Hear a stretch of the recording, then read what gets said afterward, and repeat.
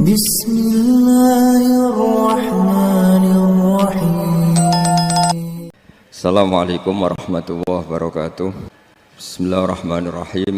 Ketika Rasulullah wafat, itu separuh sahabat hampir mayoritas, ya Rasulullah, kita semua ingin kita dulu yang meninggal karena engkau begitu penting. Maka jangan meninggal dulu, kita yang meninggal. Kalau kita yang meninggal itu gak apa-apa, tapi kalau engkau penting, jangan meninggal. Tapi ada saja sahabat, tidak seperti itu. Saya suka Rasulullah meninggal dulu. Alasannya masuk akal. Biar Allah menyaksikan saya kama usaddikuhu hayyan usaddikuhu maitan. Allah biar menyaksikan saya iman kepada Nabi ketika masih hidup. Dan saya buktikan setelah mati pun, setelah meninggal pun, setelah wafat pun, iman. Jadi ternyata baisnya itu supaya orang tahu bahwa iman kita kepada Nabi itu iman yang super. Sehingga ketika beliau sugeng ya kita iman, setelah wafat juga kita iman. Kai usaddikuhu maitan kama usaddikuhu hayyan. Supaya saya mentasdikkan beliau setelah meninggal sebagaimana kita mentasdikkan beliau saat masih hidup. Dan ternyata Allah ridho dengan perkataan sahabat itu. Kenapa Allah ridho? Karena menjadi pelajaran bagi orang-orang yang ditakdir gak menangi Rasulullah SAW. Tetap mereka ini. Jangan kayak setan itu kurang ajar betul kalau iblis itu. Masyhur itu, iblis itu nangis-nangis neng Nabi Musa. Iblis itu takutnya sama Allah itu luar biasa, sampean kalah. Iblis itu setiap ketemu malaikat karena dia ngerti alam gaib, mesti apa itu? Kama sali syaitani idz qala lil insani kfur falamma kafara qala inni bari'um minka inni akhafu wa rabbal alamin. Jadi setan iblis itu paling sering bilang inni akhafu wa rabbal alamin karena iblis itu tahu surga, tahu neraka, tahu kekuasaannya Allah. Jadi takutnya sama Allah luar biasa. Makanya setiap dia mengajarkan kekafiran, setelah orang itu kafir gimana? Inni bari'um minka inni akhafu wa rabbal alamin. Saking takutnya sama Allah, suatu saat iblis ini datangi Nabi Musa. Karena tahu Nabi Musa itu kalimullah. Orang yang bisa komunikasi langsung dengan Allah.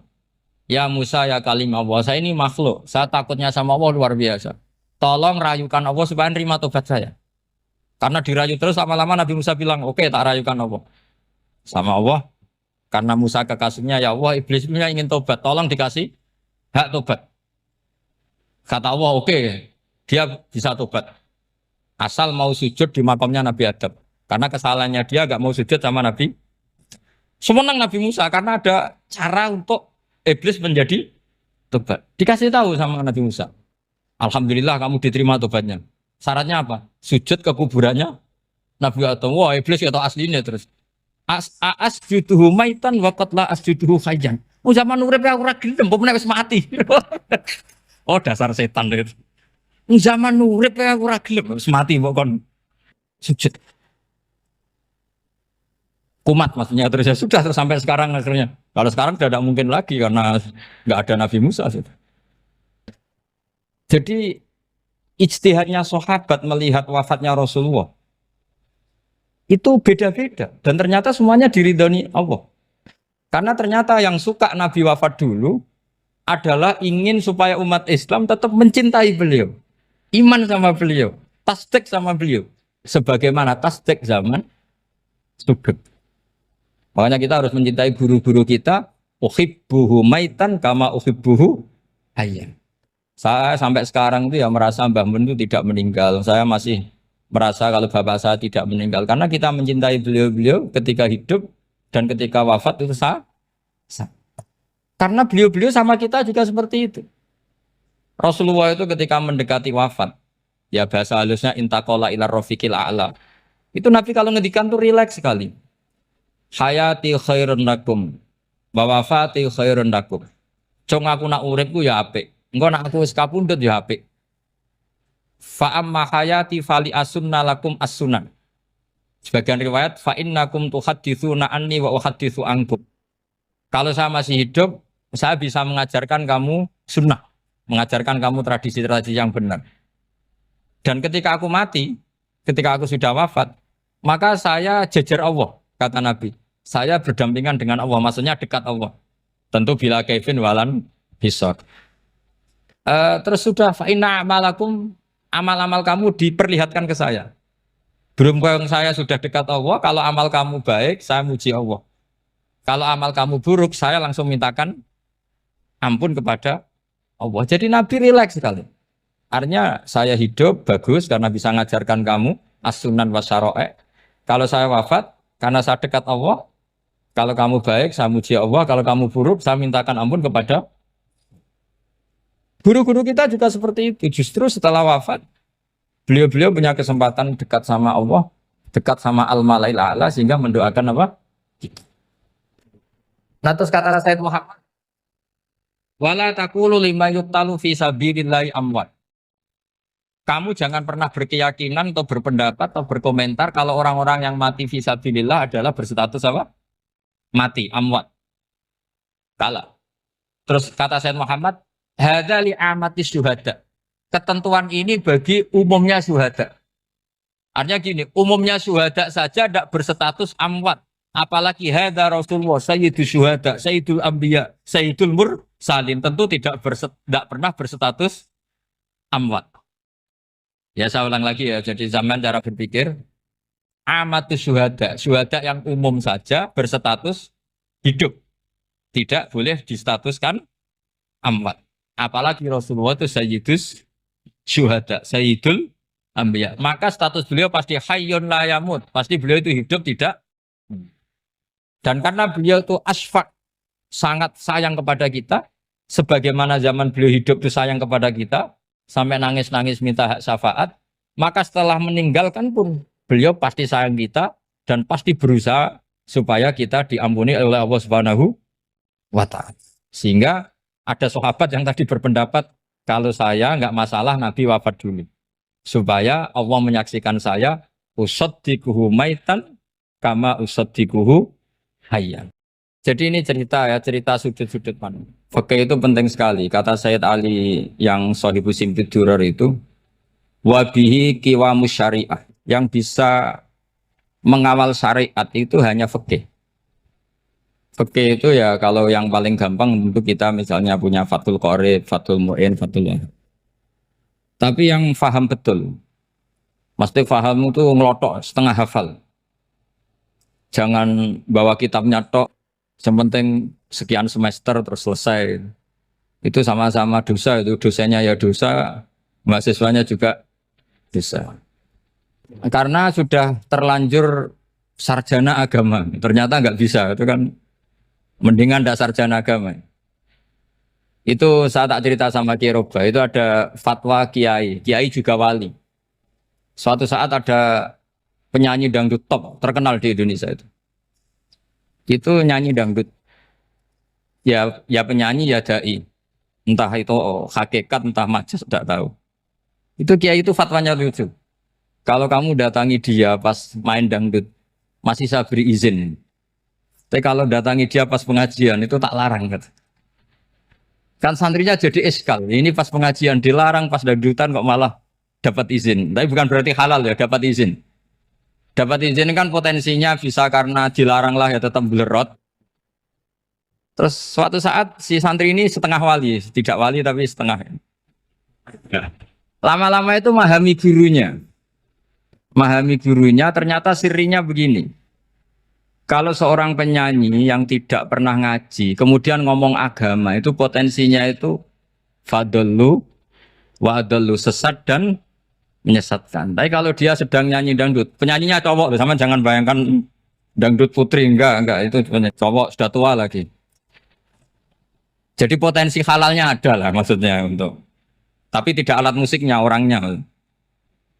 Tapi kalau dia nyanyi itu paling dosanya hanya nyanyi. Saya ulang lagi, murid tadi akhirnya paham kalau datangi pengajian itu artinya ikrar kalau dia seorang dai atau seorang yang layak ngomong apa? Agama. Itu lebih bahaya karena kita santri, apalagi kita doktor atau MM, terus ngekrori orang yang nggak jelas asal usulnya. Tapi kalau nyanyi kan nyanyi saja. Sehingga itu menjadi fikih. Bahaya terbesar dalam fikih adalah apa? Mengkaji fikih tidak dari ahlinya, Ya seorang lagi ya, mengkaji fikih tidak dari apa? Ahli. Nah, kenapa demikian? Begini, saya beri contoh. Ilmu fikih itu tentu pertama dari Rasulullah Shallallahu Alaihi Wasallam. Kemudian bersanad sampai kita atau kita sampai Rasulullah. Itu ngalami sekian ijtihad yang tidak mudah. Saya beri sekian contoh. Dulu Imam Syafi'i itu sukanya sama guru yang miskin, ya karena rata-rata santri juga miskin. Jadi mesti ngidolakan guru yang miskin, karena sesama miskinnya harus berkoalisi. Tapi akhirnya gurunya Imam Syafi'i itu miskin sekali. Namanya Muslim bin Khalid Az-Zanji itu miskin, Sufyan As-Tsauri miskin, Sufyan bin Uyainah miskin. Setelah ngaji di Medina itu Imam Malik itu kaya. Pas itu Imam Malik sudah kaya. Setiap ketemu Imam Syafi'i dikasih uang. Sampai ketika Imam Malik itu bilang, kamu sudah alim, ilmu saya sudah habis, kamu ngaji sama yang lain. Sama siapa? Kata Imam Malik, orang yang sealim saya sudah meninggal, namanya Abu Hanifah. Tapi dia punya murid, namanya Muhammad bin Hasan Asy-Syaibani, kamu ke sana. Terus Imam Malik datang ke Baki. Dulu Baki itu pasar rental, ya Grab lah kira-kira sekarang. Itu mengumumkan, siapa kafilah yang mau ke Irak? Kita ya Imam Malik, dibayari sama Imam Malik. Ini yang antar ke Irak, ke Muhammad bin Hasan Asy-Syaibani. Imam Malik mulai ngeper. Guru saya yang miskin tidak pernah nyangoni, guru-guru saya yang kaya sering nyangoni. Mulai memasalahkan kiai miskin gitu, kira-kira seperti itu mulai masalah. Setelah datang ke Irak di Muhammad bin Hasan Asy-Syaibani itu si Muhammad bin Hasan Asy-Syaibani itu kalau ngitung uang itu di meja tamu. Jadi punya emas lantaan, punya uang. Kira-kira kalau Indonesia punya rupiah, punya dolar, dihitung itu di ruang tamu. Kata Imam Syafi'i, saya dengan Imam Malik saja nggak seret, ini lebih kedonyan lagi kiai. Ngitung uang itu di ruang tamu. Terus akhirnya si Muhammad bin Hasan Asy-Syaibani ini ahlul usul, dia pakar usul. Kamu heran sama saya? Iya, kiai kok kedonyan. Dia ngomong gitu. Tapi kata Muhammad bin Hasan Asy-Syaibani, kalau kiai tidak boleh kaya, itu tak kayak wong fasik. Ben gue demenan, gue mabuk. Oh jangan, nanti dipakai maksiat. Penjenengan mawon kersane digetoat. Berarti kiai oleh sugih, mun pun angsal-angsal. Semenjak itu jadi satu fikih bagi Imam Syafi'i. Ternyata kalau mengharamkan kiai sugih, berarti membolehkan yang fasik sugih. Kalau yang fasik sugih bisa dipakai i'anah alal maksiat. Semenjak itu mindset pikiran Imam Syafi'i rubah. Saking rubahnya sampai beliau berpendapat orang bisa beli Alphard, kok beli carry itu haram. Bisa jadi bupati kayak Pak Roba jadi RT haram. Soalnya gitu. Bisa keren kayak Gus Bak kok jadi orang pendengar haram. Pokoknya haram terus. Karena dalil beliau al-Islam ya'lu wala yula alaih. Coba sampean ridho misalnya jadi orang Gresik dipimpin orang yang enggak sholat, ridho ndak? Ndak. Atau sholat tapi nggak bisa ngaji, ridho ndak? Ketika yang bisa ngaji berpotensi jadi buba, terus keterusan. Karena Imam Syafi'i keterusan, ya umatnya keterusan. Akhirnya orang-orang Syafi'i itu politikus rata-rata. Ya, makanya sama jangan kaget sama Baruba. Kakak saya wakil bupati di putranya Mbah Mun ada yang wakil apa? Gubernur. Dulu Gus Wahid yang menteri agama. Itu asal usul dari perubahan fikih, mindset, cara berpikir Imam Syafi'i. Jadi dulu itu fikih ditemukan itu jelimet, ada perdebatan. Itu tidak hanya pada level ulama, pada level Nabi pun ada perdebatan. Jadi jangan kira Nabi itu tidak debat, ya debat. Nabi itu asal seangkatan itu mesti debat, termasuk debat dengan malaikat. Jadi kalau perlu ya debat sama apa? Karena malaikat itu kan lugu itu gak iso mikir. Karena kalau malaikat iso mikir bisa jadi rektor. Nanti kasihan Pak Salam ini. Malaikat nggak boleh jadi rektor.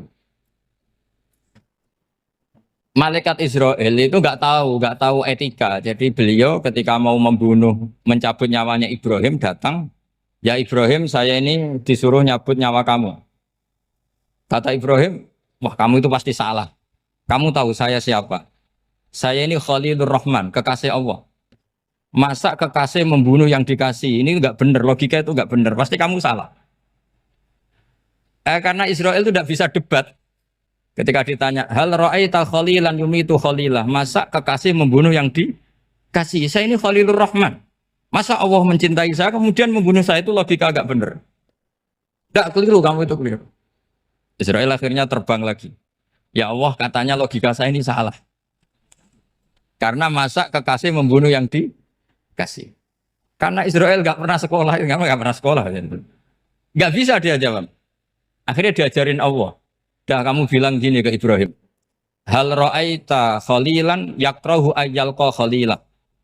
Masa kekasih tidak siap ketemu yang dikasih. Dibalik logikanya. Akhirnya datang lagi ke Israel. Kata Allah begini. Masa jenengan kekasihnya tidak siap ketemu yang kau kasih. Oh ya oke mati gak apa-apa. Jadi ilmu itu ngalamin perdebatan. Jadi saya datang murni karena Kiai Mas Buhin, bukan karena MC. Itu dosa besar kalau saya datang karena MC. Karena saya punya kewajiban yang lebih besar. Jadi yang bisa mengalahkan adalah a'dzama minhu, yang super besar kira-kira. Karena jelas ada riwayat inna min abaril birri silatar rajuli ahla wuddi abi. Ya, inna min abaril birri silatar rajul ahla wuddi abi. Di antara kebaikan yang sangat baik adalah seseorang menyambung teman bapaknya. Padahal sampean kan nggak mungkin teman bapak saya. Teman saya aja nggak mungkin, nggak level apalagi bapak saya kan. Jadi malah mohal itu. Saya berkali-kali cerita di mana-mana cerita, fikih itu harus dievaluasi. Karena ini masalah furu'iyah. Saya berkali-kali cerita di mana-mana cerita. Hukum berteman orang fasik gimana? Pasti orang jawab haram karena takut ketularan orang fasik. Tapi kalau dibalik, hukumnya bina orang fasik gimana? Ya baik, umatnya Nabi. Bisa bina kalau berteman. Kamu bisa bina orang fasik tanpa berteman? Gak bisa. Jadi kalau dibalik, hukum berteman orang fasik gimana? Haram. Hukumnya bina orang fasik? Baik. Bisa bina kalau berteman. Berarti berteman orang fasik? Ya terus nanti pada level lapangan sih gampang. Kalau yang soleh membina yang fasik dan yang fasik ketularan yang soleh, maka ternyata kalau yang soleh ketularan fasik ya berarti ternyata buruk. Tapi kan hukum masa nunggu kenyataan kan, jadi nggak hukum. Di mana-mana hukum itu kan ada asumsi karena ini masalah ijtihad. Nah itu yang dilakukan para ulama kita. Jadi sampean harus mengkaji fikih secara detail karena tidak hanya kita yang khilaf. Nabi-nabi juga khilaf dalam menentukan dakwah ilallah. Wali-wali kita kayak Abdul Hasan Asyadili sama Sayyid Abdul Al-Haddad itu juga. Imam Ghazali ya khilaf. Imam Suyuti itu kalau ketemu Al-Qastolani itu saling tidak nanya, saking nggak cocoknya. Masyhur itu. Jadi ulama ora cocok. Bedanya nak saiki perkara partai. Kalau orang dulu enggak. Karena pakai asumsi. Pakai asumsi karena memang susah. Nggak misalnya memang tak bedai, tak beri yang di nggak misalnya ada orang rukuk kemudian kentut. Itu sholatnya batal apa enggak? Enggak, jawab saja. Enggak, orang sholat kemudian pas rukuk kentut atau kelihatan auratnya, sholatnya batal apa enggak? Batal. Itu kelirunya sampean, itu salah dosennya mesti itu. Pertanyaannya gini, yang dikatakan sholat itu kan aqwalun wa af'alun muftatahatun bitakbir muftatamatun bitaslim. Lalu ketika sampai rukuk apa sudah namanya sholat sehingga kamu katakan batal? Namanya sholat aja belum kok sudah kamu katakan batal gitu.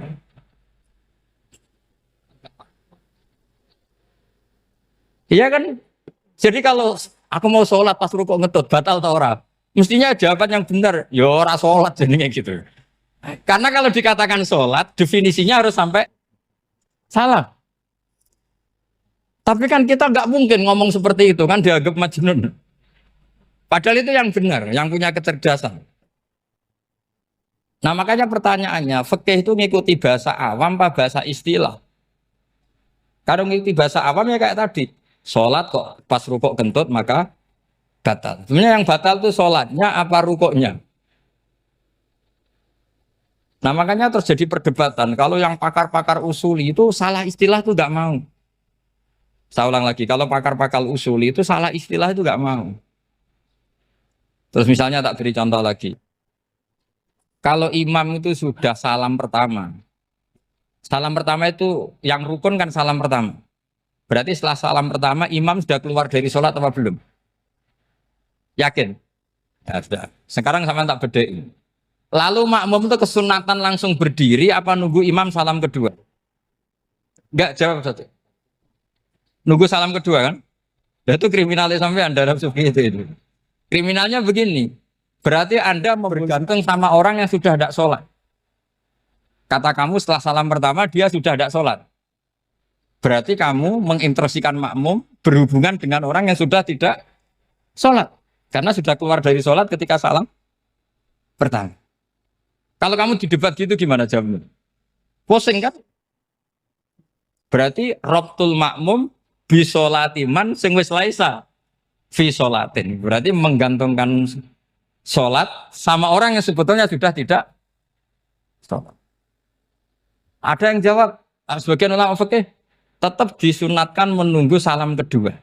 Karena salam kedua itu masih paket meskipun tidak rukun.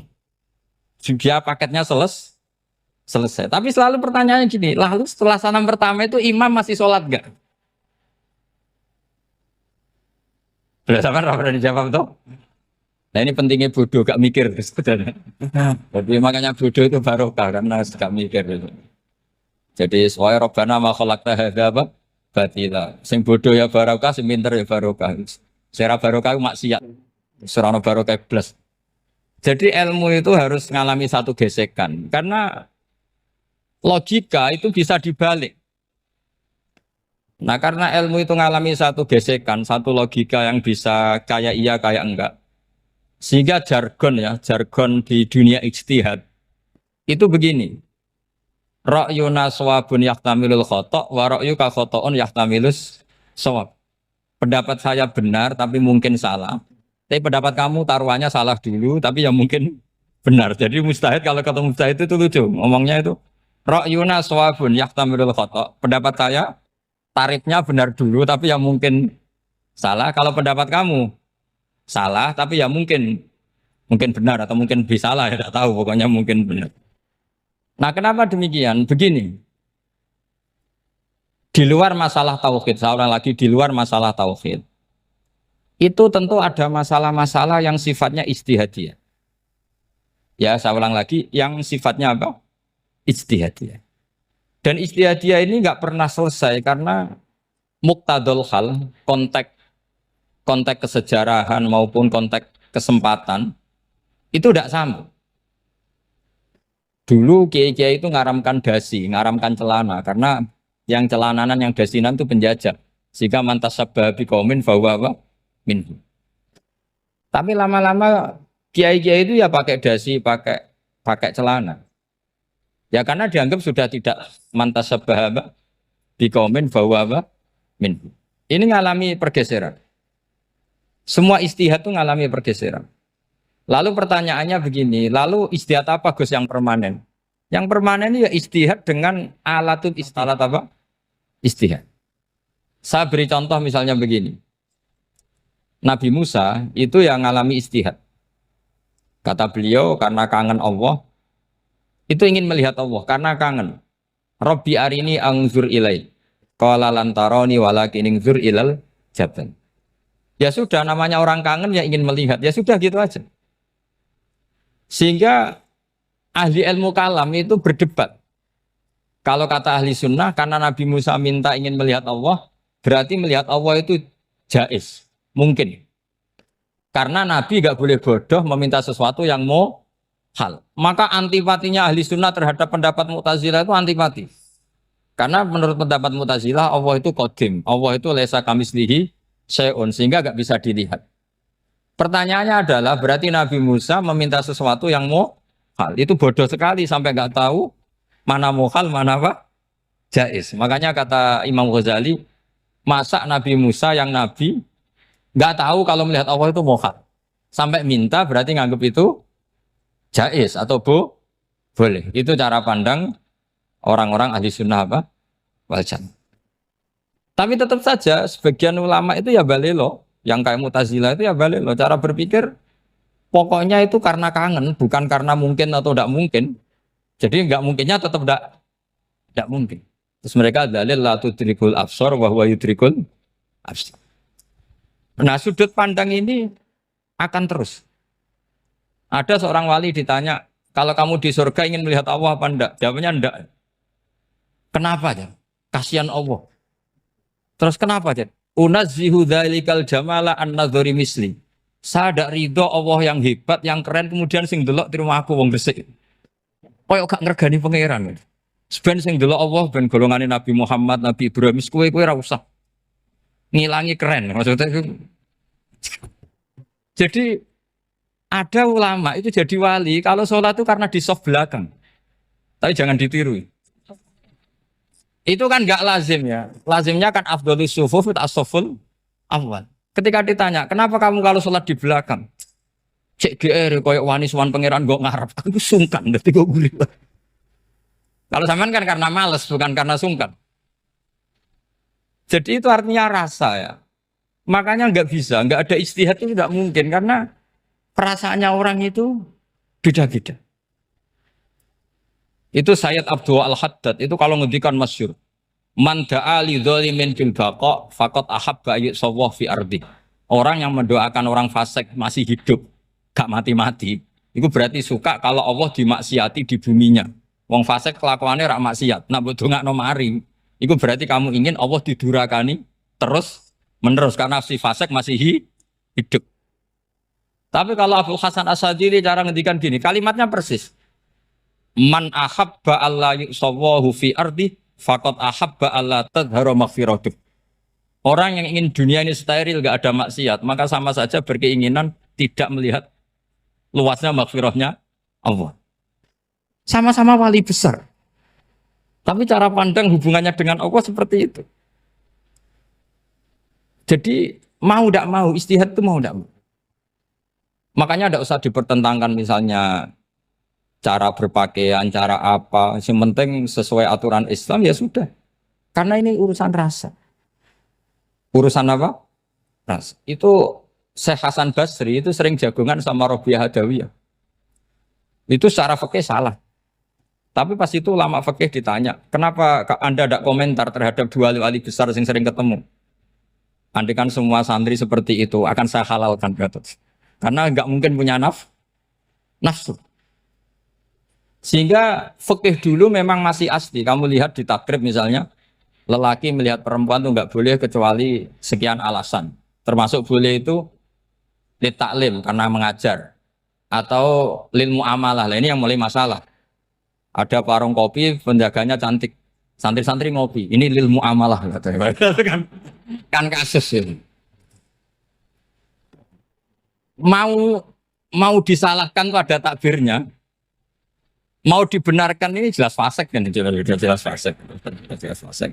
Maksudnya sudah fasik sebelum itu ditambah itu, jadi fasiknya permanen. Nah pertanyaannya adalah, kalau kamu ngajar mbak-mbak, kemudian hafal yang cantik yang enggak, itu taklim lin nazar apa nazar li taklim? Itu taklim apa modus? Makanya kalau ngopi cari bakul yang cantik, itu muamalah untuk nazar apa nazar untuk muamalah? Loh kalau saya ngopi dengan kirobah pasti halal. Karena begini, berjalan saja, bareng capek, nggak tahu itu warungnya siapa, terus berhenti ngopi. Kebetulan bakulnya cantik. Nah itu mungkin halal, karena kan saya tidak milih-milih. Ingin ngopi kebetulan bakulnya cantik. Kalau kamu kan nggak apal daftarnya. Wah itu mesti haram itu, mesti haram itu. Karena berarti kan kamu menjadikan ngopi ini modus. Gue jagani nak takok pangeran. Lo kok nazar? Muamalah Gusti muamalah. Itu mesti modus. Maka fikih itu harus dikawal oleh tasawuf. Kalau ndak semua hukum fikih bisa diakalin. Makanya Imam Bukhari punya satu bab namanya Kitabul Khiyab. Bab mengkhilaf fikih. Beliau itu antinya sama Abu Hanifah itu luar biasa. Nggak ada ulama dibenci Imam Bukhari kayak Abu Hanifah. Masyhur itu. Untungnya beliau nggak menangi Abu Hanifah. Kalau menangi geger terus ini. Bisa bahsul masail terus. Itu Abu Hanifah itu ulama yang suka khilaf. Khilaf itu merekayasa hukum. Misalnya begini. Saya ini puasa agak lemes. ujian agak lemes, apalagi kiai serapati di duit santri beling-beling lemes ini.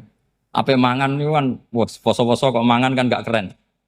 Supaya saya bisa makan dan halal, saya bisa ngajak Kiai Robai ya jalan-jalan. Jalan-jalan nyari yang jarak 2 marhalah, ya sudah. Terus bisa makan. Kalau ditanya Allah kok makan? Musafir. Jadi bolehkah insya safar menciptakan pergi demi untuk supaya boleh iftar? Boleh enggak cara jenengan? Enggak boleh, alasannya apa? Kan pergi. Perginya juga enggak maksiat. Itu khilaf. Tapi Sayyid Muhammad, Abuya Sayyid Muhammad, Muhammad bin Alawi, Sayyid Muhammad, itu membela Abu Hanifah. Artinya membela jangan semua khilaf itu diharamkan. Karena itu cara, saya ulang lagi, karena itu cara untuk mengawal bahwa hukum Allah itu luas. Karena kalau nggak ada khilaf itu ya kita kesulitan. Kita kesulitan. Misalnya begini, ini penjelasannya, makanya kita harus sering mendengar. Saya itu dulu masih sangat fikih itu protes, kenapa ada puluhan polisi wanita? Itu kan pekerjaan cowok ya, pekerjaan pria. Tapi setelah mendapat penjelasan dari polisi itu alasannya masuk akal, Gus. Kadang-kadang orang nakal itu menyembunyikan narkoba itu di alat wanitanya. Itu kalau semua lelaki polisi kayak jenengan itu kan masalah itu. Sehingga memang harus ada polisi wanita karena sebagian pengedar narkoba itu perempuan dan menyembunyikannya di tempat itu. Kalau semua polisi cowok kan gak kebayang. Sehingga kita akhirnya mendengar membolehkan polisi itu wanita. Ada wilayah yang harus wanita. Begitu juga ada pertanyaan, kenapa sih dokter kandungan itu cowok? Saya punya banyak santri yang muhibin saya itu dokter kandungan. Tak tanya, kamu itu kok cowok kok jadi dokter kandungan? Kan pekerjaannya seperti itu. Dia jawabnya lucu. Dari 10 yang tes jadi dokter kandungan, itu yang cewek itu lulus 2. Yang cowok lulus semua. Karena ketika cewek dites melihat ketuban pecah darah itu langsung pingsan. Sehingga yang secara psikologi dablek itu kan memang lelaki. Jadi roh wongnya sewakit santai. Kadang nggak lahir-lahir dintaini nang jopo rokokan santai.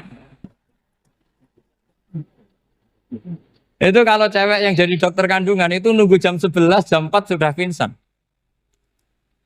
Nah ini cerita, bukan berarti saya menghalalkan, enggak. Kita harus mendengar, saya ulang lagi, kita harus apa? Dan itu setelah mendengar, itu nanti jadi disiplin ilmu, yaitu namanya fikih. Karena ilmu fikih itu sebetulnya gampang. Sampai kalau ngaji i'anah, itu kelihatan fikih itu gampang, karena ada logika yang terbangun. Misalnya begini, orang kalau tawaf itu disuruh agak jauh dari Ka'bah. Jangan sampai nginjak sadarwan. Karena sadarwan itu pondasi itu ikut Ka'bah. Kenapa begitu? Ya jenenge ra muteri Ka'bah, ide-ide Ka'bah. Jadi sebenarnya sederhana logikanya. Sing jenenge muter itu di luar itu kita muter.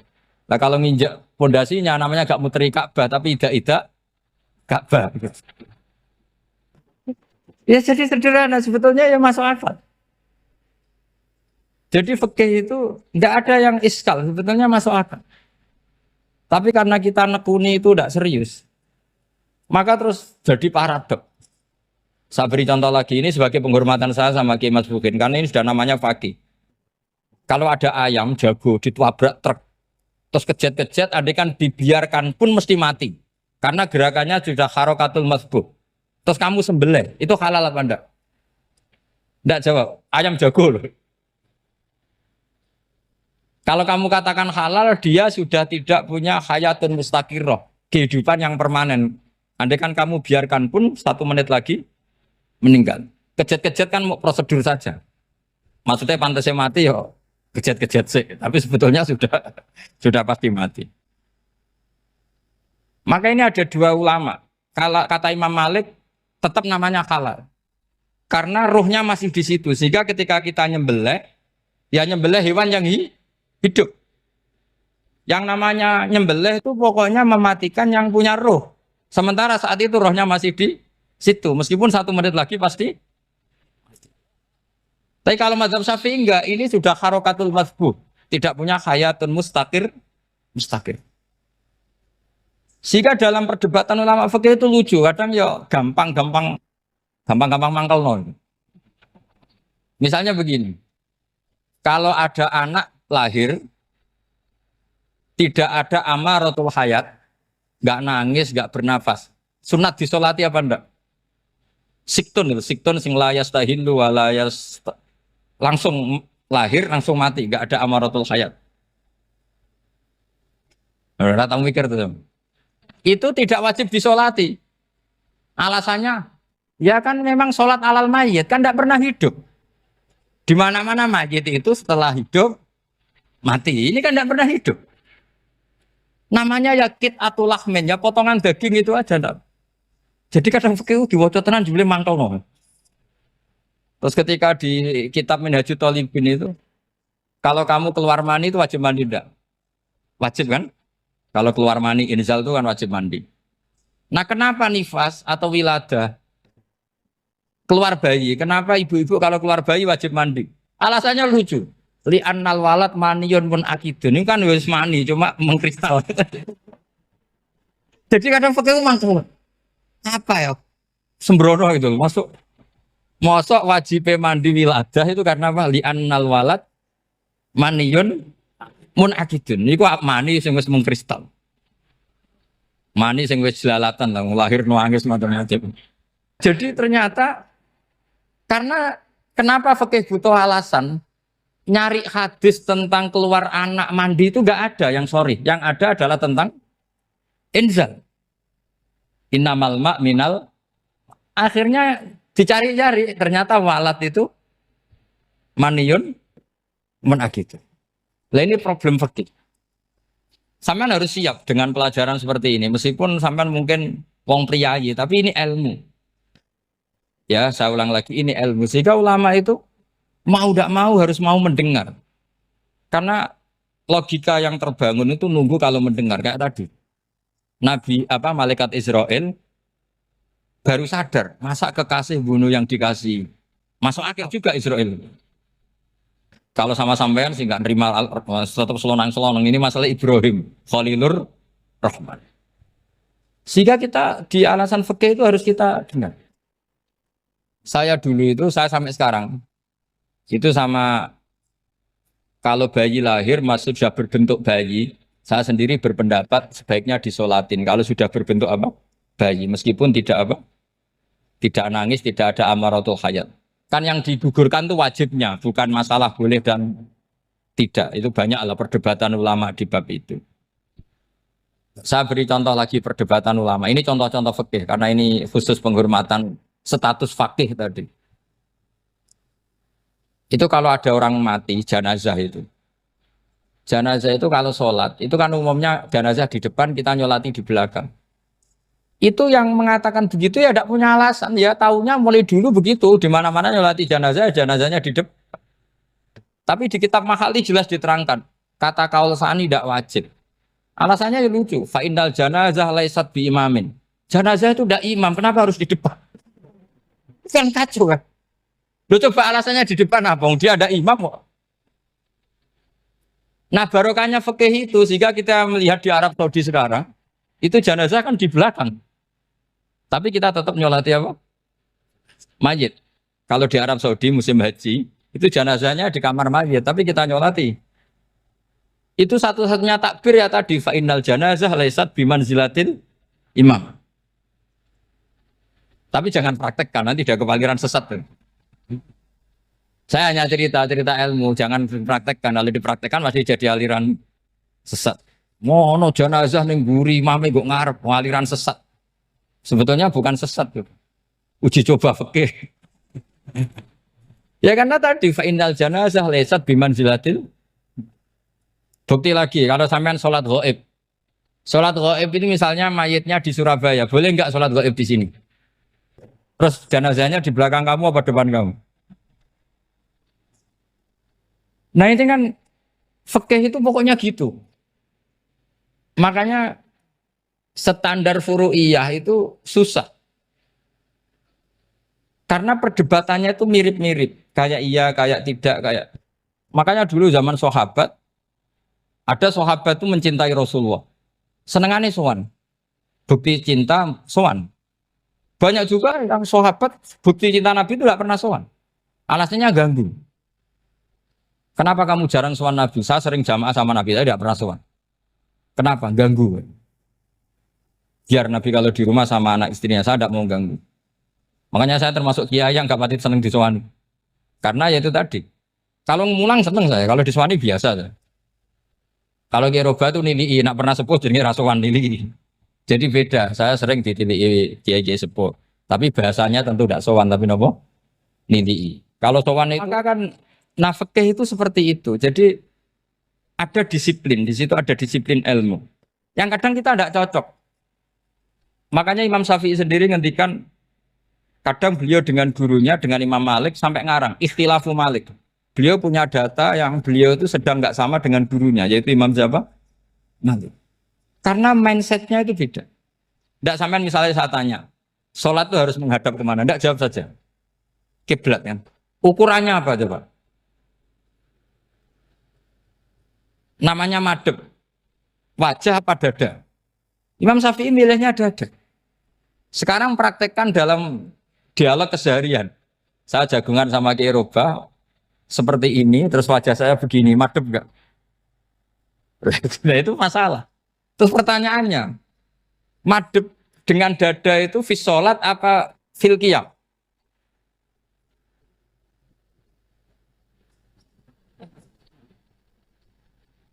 Loh enggak, kalau fis sholat pas sujud dada kamu madhep mana coba? Kamu enggak pernah mikir kan?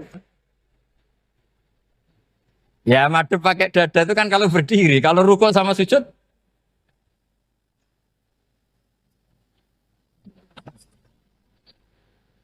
Loh itu ulama itu jelimet gitu. Makanya jarang yang menekuni profesi ulama itu. Karena menekuni proposal banyak, karena memang susah. Jadi ulama itu orang yang cara berpikir sudah aneh. Sehingga mereka detail. Maksudnya menghadap itu apa? Ukurannya kalau berdiri ya dada. Tapi nggak bisa kamu katakan atawajjuh bisodri aturan dalam sholat. Fikuli sholat. Pertanyaannya lah kalau rukuk sama sujud. Dadanya menghadap kemana coba? Maka itu ilmu yang sudah jelimet. Nah ulama usul fikih, ulama yang nggak mau salah per detail hukum. Sehingga menurut Imam Rafi'i, misalnya kalau beliau ditanya, sujud itu gimana ya, asal watul jabha, ya sujud. Tapi kalau menurut Imam Nawawi harus melibatkan 7 apa? Anggota, yaitu al-jabha, wal yaden, warrubaten, wal kodamen. Oke, Imam Nawawi kita ikuti. Tentu keseharian kita pakai Imam Nawawi. Yaitu berdasar hadis umirtu an asjuda ala sab'ati yumin al-jabha wal yaden warubbaten wal kodamen. Berarti berapa? 7. Tapi pernah saya cek di kitab karangannya Imam Syafi'i ketika beliau ngendikan saya suka kalau orang sujud itu melibatkan 7 anggota berdasar hadis ini.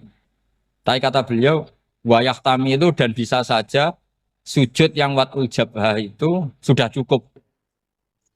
Terus kata Imam Syafi'i, limada karena Nabi ketika sujud itu hanya ngendikan begini, sajadalaka wajhi wa sam'i wa basori. Gak ada di hadis wayadi wa rubati wa kodami. Ya sudah akhirnya. Nah itu sudut pandang. Terus gugatan kedua begini. Ada orang muslim yang sujud sama berhala. Untuk menjadi murtad itu harus 7 anggota apa cukup watul jabah alal ardi? Untuk sah menjadi murtad itu. Untuk sah menjadi murtad cukup watul jabah alal ardi harus 7 anggota. Untuk keabsahan murtadnya itu.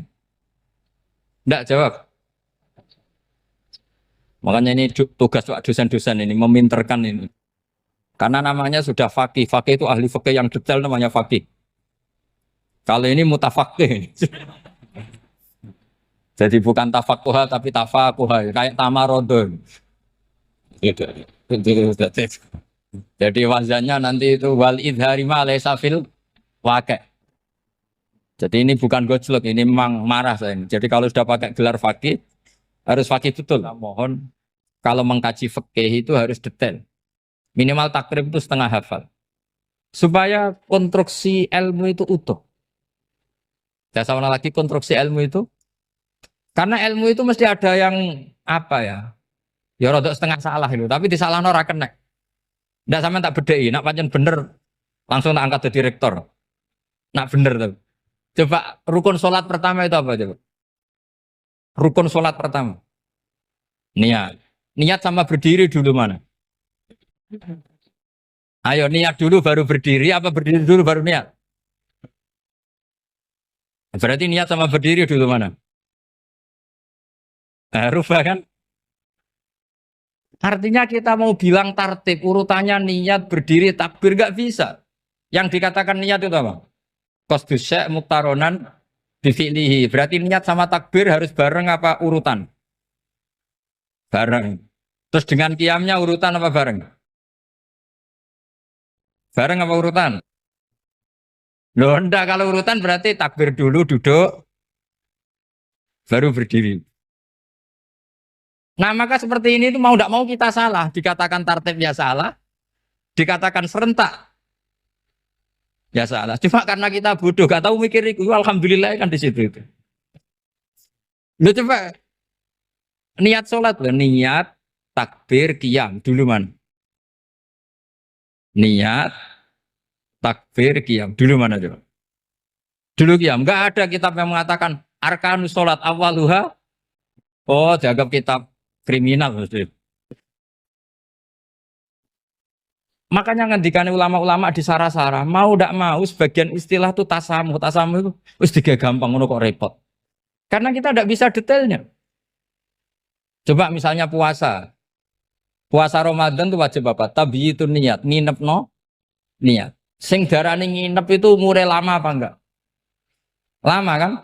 Sekarang sebelum 2 menit kamu baru niat, sah apa enggak? Sah. Itu sempat nginep apa enggak 2 menit itu? Enggak sempat kan? Jadi ilmu itu makanya kata ulama-ulama pokoknya ilmu itu mesti ono unsur tasamuh. Tasamuh itu ya tiga gampang. Apa? Tiga gampang. Misalnya Imam Syafi'i berpendapat mashu ba'dir roksi. Itu kata beliau walau sya'rotan fi hadir roksi. Meskipun satu rambut asal masih di wilayah kepala. Tapi kalau rambut itu dikeliwir, dibasuh di sini enggak sah. Karena sudah keluar dari batas apa?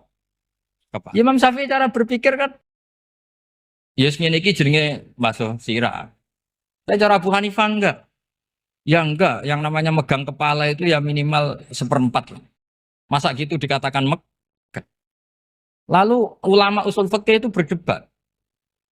Sesuatu itu sesuai masodaknya. Masodak itu yasduku alaihi kadza, yaitu ini tadi saya cerita ke Ibu Khen tentang ngaji Jamul Jawame. Ini ilmu yang di Jamul Jawame. Sesuatu itu ukurannya mayasduku alaihi kadza apa dengan takrif definisi. Misalnya gini, sholat itu batal dengan makan. Kalau kamu sholat makan batal enggak? Enggak, jawab saja. Batal. Itu satu upo apa satu piring? Enggak, jawab saja. Satu upo sudah batal. Sekarang bab makan di ngormat tamu. Cong tamuku keimangan. Iku sak upo apa sak piring? Nah ini kan tidak fair. Di bab tamu makan satu piring, tapi di bab sholat satu upo. Maka pertanyaannya, lalu penamaan sesuatu itu berdasar masodak, mayasduku alaihi ismu kadza, atau berdasar uruf?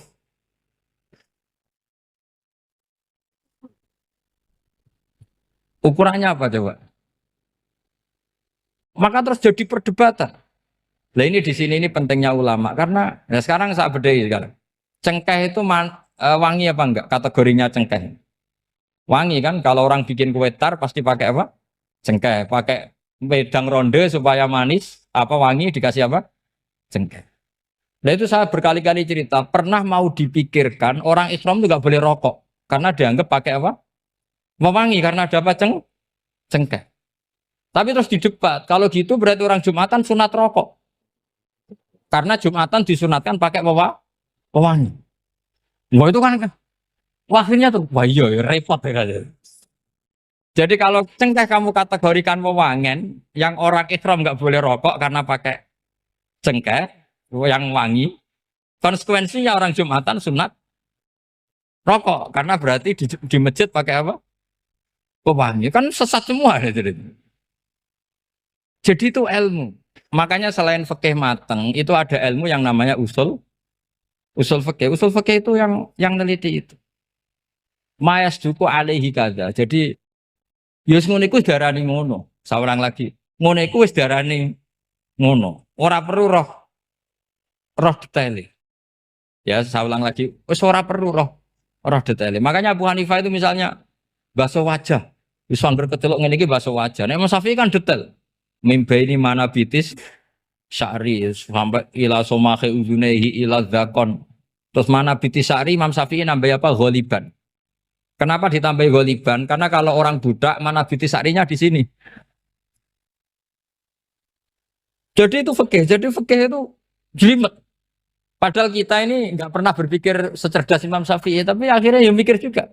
Agak ditambah ghaliban, mana bitis syarinya orang budak kan? Sini. Terus sekarang perdebatannya, orang budak basuh mastur roksi di sini sah enggak? Karena tadi itu wajah apa kepala gitu ya. Kan jadi bingung gitu. Ya makanya ini mukadimah saya supaya sampean apa lebih disiplin belajar apa? Fikih dan setidaknya didiskusikan lah kitab-kitab Minhajul Thalibin atau kitab-kitab Mahali. Karena di situ nanti ada perdebatan.